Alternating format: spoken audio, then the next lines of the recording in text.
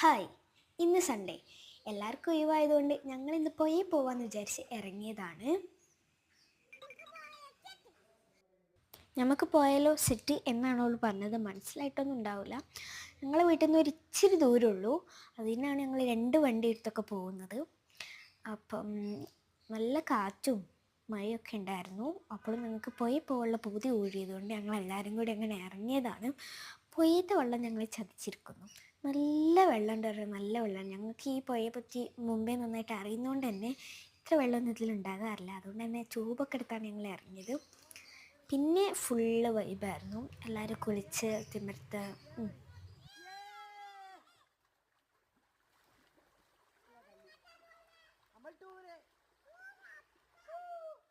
ഇതുവരെയൊക്കെ okay എന്നായിരുന്നു.